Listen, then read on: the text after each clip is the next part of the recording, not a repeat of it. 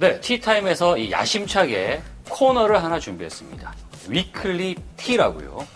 이 매주 꼭 알면 좋을 만한 어떤 그 IT 또는 뭐 테크놀로지의 어떤 그 이슈들을 이렇게 몇 가지를 골라서 브리핑을 하는 어떤 그런 시간입니다. 로아 컨설팅의 김진영 대표님 나오셨습니다. 안녕하십니까?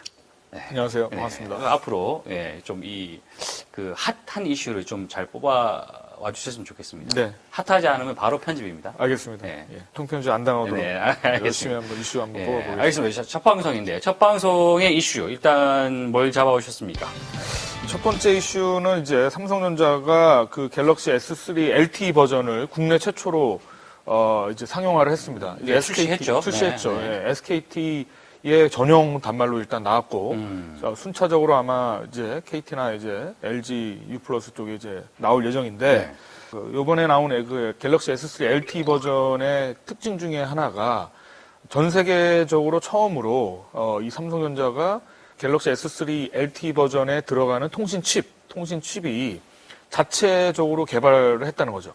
소위 우리가 얘기하는 이제 CDMA 시장에서는 원래 퀄컴이라고 하는 회사가 통신 칩셋, 그러니까 통신 칩이 뭐라고 하냐면 이제 모뎀 칩이라고 하는데 네. 음성 통화가 되려면 반드시 모뎀 칩이 들어가야 됩니다. 근데 그것을 대부분 전량 퀄컴에 의해서 저희가 단말 제조사가 대부분 썼는데 삼성전자가 자체 기술로 만든 통신 칩이 이제 처음으로 이제 들어갔다는 거죠. 그런 측면에서 보면 이제 퀄컴의 어떤 종속에서 조금 빠져나와서 삼성전자가 가진 자체 기술 기반의 통신 칩이 처음으로 채택이 되었다라고 하는 측면에서 굉장히 의미가 있다라고 보여지고요. 네.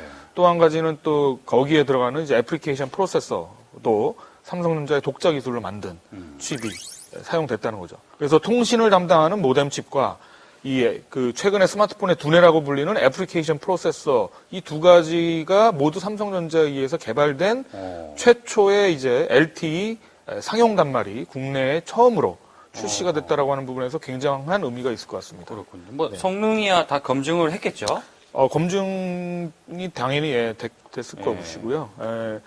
그 삼성전자의 기술력이 그만큼 높아졌다는 것을 의미합니다. 특히 단말 제조 역량뿐만 아니라 단말의 두뇌인 애플리케이션 프로세서 쪽과 그다음에 음성 통화의 기본적인 기능을 담당하는 통신 칩에 이르기까지 수직 계열화를 이제 거의 완성했다라고 하는 의미로 알겠습니다. 해석할 수 있겠습니다. 네, 일단 시장 반응은 좀 더 봐야 되겠고요. 네.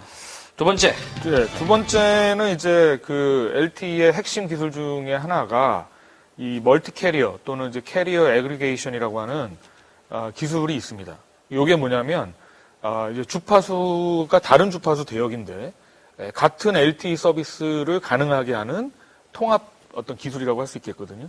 예를 들면 지금 SK텔레콤 같은 경우에는 이제 주파수 대역을 라이센스를 두 가지를 갖고 있거든요. 1.8GHz 대역이라고 하는 주파수 대역에 20MHz를 이제 할당 받은 거고 또 하나는 이제 그 800MHz, 원래 CDMA, 그 800MHz 대역의 주파수를 확보를 했죠.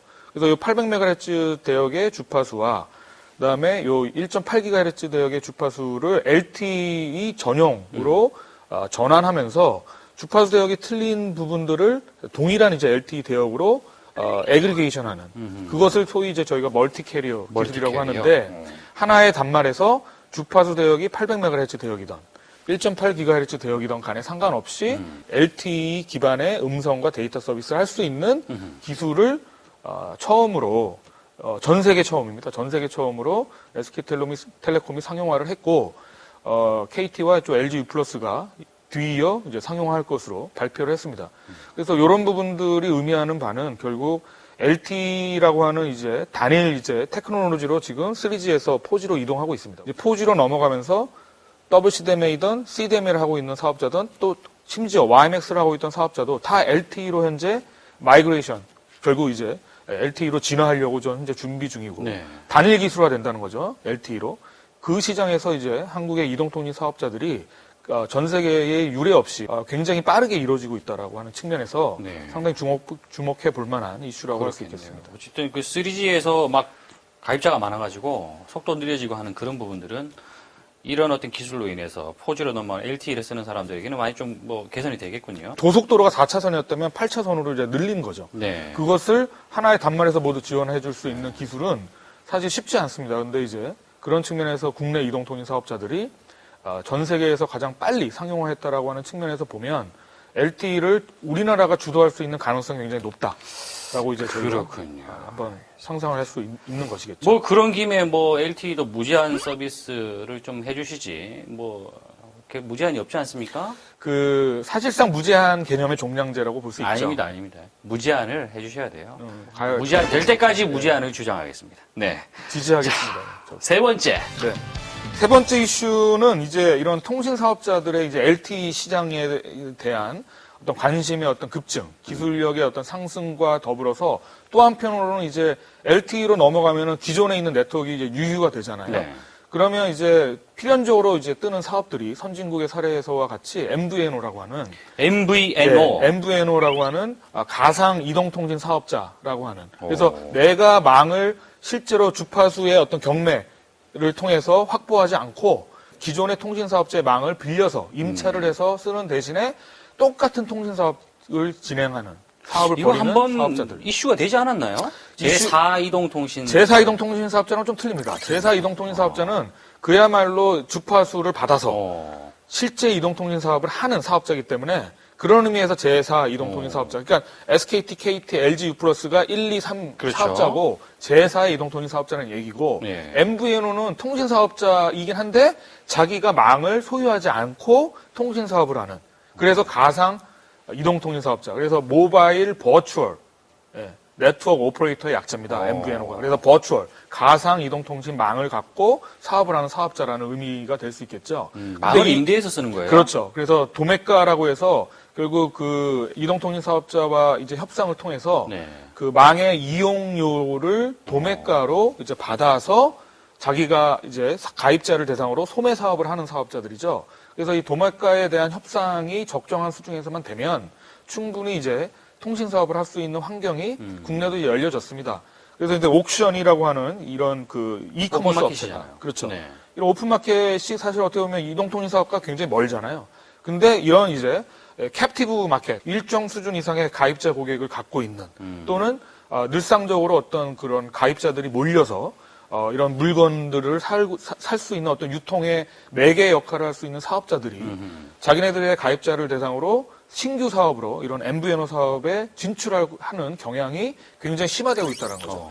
옥션은 어떻게 보면 커머스 사업자인데 네. 이 알틀폰이라고 하는 이름으로 MVNO 사업을 시작했습니다. 물론 이제 T+라고 하는 MVNO 사업자의 요금제를 자기네들이 이제 옥션에서 판매하는 형태, 어쩐 재판매 형태의 사업이긴 하지만 조금씩 이런 사업자들이 특히 커머스 기반의 어떤 유통 플랫폼을 갖고 있는 사업자들이 이동통신 사업자와 제휴를 해서 진출한다든지 또는 본인이 스스로 낮은 수준의 MVNO 사업을 진행한다든지 이러한 현상들이 앞으로 점점 가속화될 것이라고 하는 그런 예상을 가능케 하는 뉴스들이 현재 조금씩 나오고 있습니다. 가능성이 있겠습니까? 제가 보기에는 가능성이 좀 있다고 보여집니다. 왜냐하면 폰을 판매하는 게 아니라 유심을 판매하는 거거든요. 그러니까 결국 WCDMA 시장으로 가고 LTE 시장으로 가면서 이 심과 단말이 이제 분리되는. 그래서 이제 정부도 단말기 자급제라던가 블랙리스트 제도를 현재 활성화시키려고 이제 시장에 푸시를 하고 있지 않습니까?